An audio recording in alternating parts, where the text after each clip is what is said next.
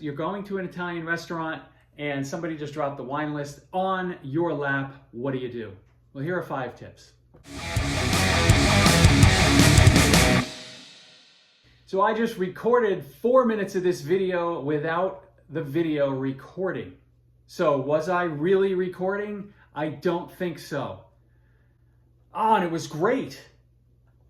Well, I'm so disappointed that that I blew the first recording. But you know what? We're going to persevere and move on. General advice when I'm in a situation like this in an Italian restaurant is looking for lesser known varieties, lesser known appellations, and because that's where a lot of value is going to come from. Because typically they're marked up less because people often don't know what they're getting. So they have to, the restaurant has to attract you in some way. Naturally, if you're comfortable, and you immediately see a wine that you love from an appellation that you're familiar with and have experience with, Brunello, Barolo, etc. Don't overthink it. Go for it. But here are five tips to think about as you're trying to navigate perhaps a more complex situation. Number one is just go in as prepared as possible, right? Do a little homework. Go to the restaurant's website, do a preview on the wine list, see if they've got some selections that obviously stand out, right? Don't get too married to things that you may see on a website's list or a restaurant's list on their website, because that could just be a representative list. But at least do some pre-work. And you know what? If they don't have anything on the website, you can always call the restaurant and ask them to email you a copy of the current wine list. Restaurants are happy to do that, especially if you say, hey, I'm coming in a couple of days. I want to pre-select some wine, so if you could send me the list. Now, that does mean that you're going to have to call somebody on your phone. It means you're going to have to talk to a human being. And, we all have to do things we don't want to do. That's a famous quote from my mom, just an FYI. But, use your phone and they'll be happy to hook you up. Number 2, let's get into the wine selection, right? Start with sparkling, as we kind of always do. It's a little bit of a pattern here. Prosecco, to me is still so easy to drink, easy to love, and very reasonable. Now, if you want to upgrade your Prosecco game a little bit, right, you can look for wines that have the Valdobbiadene label, right? A little more upscale and just a little more akin to, closer to champagne than a Prosecco.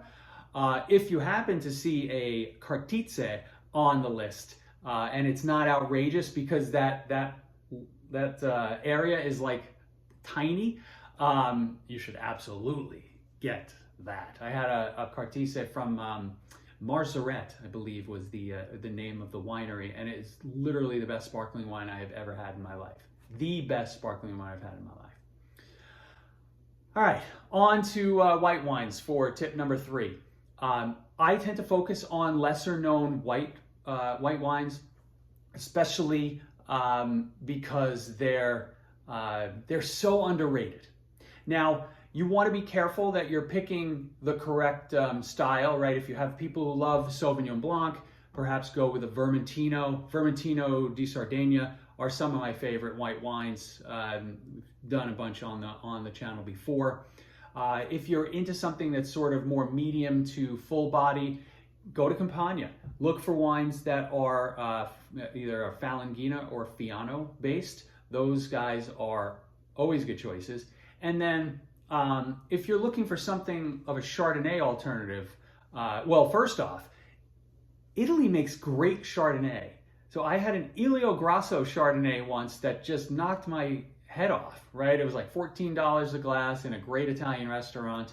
And I don't know if it was because I wasn't expecting too much that I loved it so, if that was part of it, but it was amazing. So number one, don't sleep on Italian Chardonnay, but if you want something that is Chardonnay-like, look for an Arneis, right? Arneis, they're from, that's from the Piemonte region in Italy, and a nice full weight wine, and that has just great fruit flavors. Let's go to number 4. Number 4, we're going to go into the reds. So again, same philosophy, lesser known appellations, perhaps some appellations that can be confusing. Chianti Classico, Rosso di Montalcino, like what are those, right? Sometimes people don't understand that. I think you can safely, order Barbera, and don't be afraid to pay up for good Barbera that may be on a wine list. If you and your group likes Pinot Noir, see if there's an Etna Rosso on the list. And if you're really looking for a big red, but you don't want to do something that's sort of traditional, right? If there are any Aglianicos from Taurasi specifically, but Aglianico in general, really good option for those who love like a Cabernet or a Syrah. Lastly, number 5, right? I think you can look for, if you're not if you're stuck on Brunello or Barolo, but if you love Brunellos and Barolos, there are a lot of producers, or I don't know, a bunch of producers that you can get for a pretty reasonable bottle price. Now, I'm projecting this out from a retail perspective, because there are, for instance, a Gigi Vajra Barolo or a Paolo Scavino Barolo. You can get between $40 and $60. I don't know what the current price is, but those, you should be able to get them on a wine list for around $100. And those are always good choices. So from a Barolo perspective, Vajra, Paolo Scavino, Renato Ratti's Marcanesco, always amazing. And a couple of other producers, Azelia, Silvio Grasso, and Da Milano. Now, obviously, if they have their single vineyard offerings on the list, you're going to see those. They're going to be, $150, $200, maybe even more. So, but there's the quote regular Barolo, right? They should be pretty reasonable. Same thing goes for Brunello producers, right? So there are a few Brunello values that I think you can always look to. Some of my favorites are Tenuta di Sesta, La Fortuna, Caparzo. They put out a lot of wine, but I enjoy their wine. Argiano, maybe now we're kind of getting into a little bit of a higher, where you could see a higher markup, but Argiano, really great producer. Ciacci, Piccolomini, fantastic. And last but not least, Villa Poggio Salvi. We did a Rosso di Montalcino from them about a year ago.